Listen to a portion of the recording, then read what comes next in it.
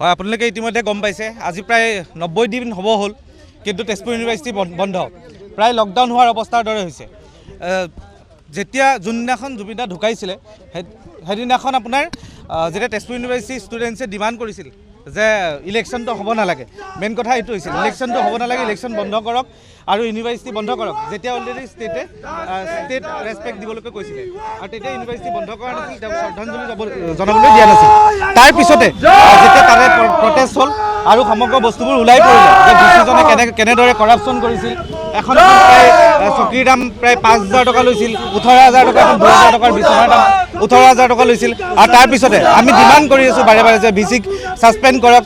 ভিচিক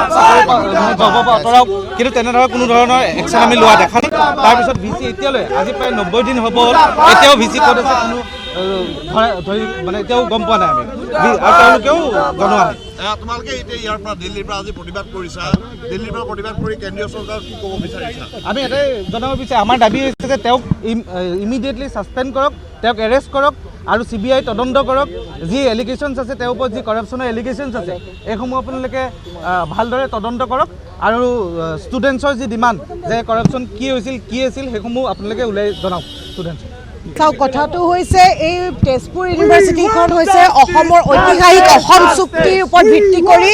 আমি শোণিতপুৰবাসীয়ে পাইছিলোঁ আমি অতি গৌৰৱান্বিত আমাৰ এই ইউনিভাৰ্চিটিখন লৈ কিন্তু এই বিগত প্ৰায় 4 মাহৰ পৰা ইউনিভাৰ্চিটিখন অচল অৱস্থাত আছে মানে আমাৰ ভৱিষ্যত প্ৰজন্মৰ লৈ তেওঁলোকে খেল খেলিছে আচলতে 855 জন শ্বহীদৰ তেজেৰে যিখন আমাৰ ইউনিভাৰ্চিটি আমি পাইছিলোঁ সেই 855 জন শ্বহীদ তথা অসম চুক্তিক এই চেণ্ট্ৰেল গভৰ্ণমেণ্টে ভৰিৰে মোহাৰিছে আমি অনুভৱ কৰিব পাৰিছোঁ শম্ভুনাথ সিঙৰ বিৰুদ্ধে ইতিমধ্যে দুবাৰ দুটা তিনিটা গোচৰৰ লগতে আমাৰ অসম ৰাজ্যিক NSUIৰ নেতৃত্বত আমাৰ কৌশিক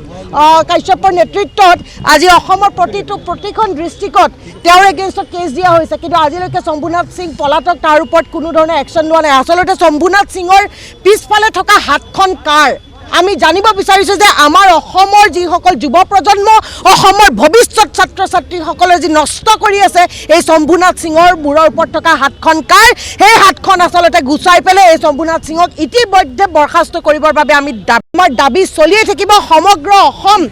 তেজপুৰ আৰু নাগৰিক সমাজ লগত জড়িত কিন্তু দুখ লগা এইটো যে তেজপুৰৰ যিগৰাকী বিধায়ক AGP বিধায়ক সেই AGP বিধায়কগৰাকীয়ে যি অসম চুক্তি কৰিছিলে AGP সেই বিধায়কগৰাকীয়ে কিন্তু কাৰোবাৰ স্বাৰ্থত আজি সকলো কোৱা দেখা নাপালোঁ গতিকে এয়া ডাঙৰ এটা চক্ৰান্ত অসমৰ যুৱ প্ৰজন্মৰ ভৱিষ্যত ধ্বংসৰ পিনে আগবঢ়াই লৈ গৈছে গতিকে আমি ইয়াৰ বাবে শম্ভুনাথ সিঙক বৰ্খাস্ত কৰিবই লাগিব তেখেতক জেলত দিবই লাগিব বিগত 3 মাহ ধৰি ভিচিজন পলাতক হৈ আছে ইয়াতকৈ লজ্জাৰ কথা তেজপুৰ বিশ্ববিদ্যালয়ৰ দৰে এখন বিশ্ববিদ্যালয়ৰ ইয়াতকৈ লজ্জাৰ কথা হ'ব নোৱাৰে অসম চুক্তিৰ ফলশ্ৰুতিত গঢ় লৈ উঠা যি খহনীয়া আৰম্ভ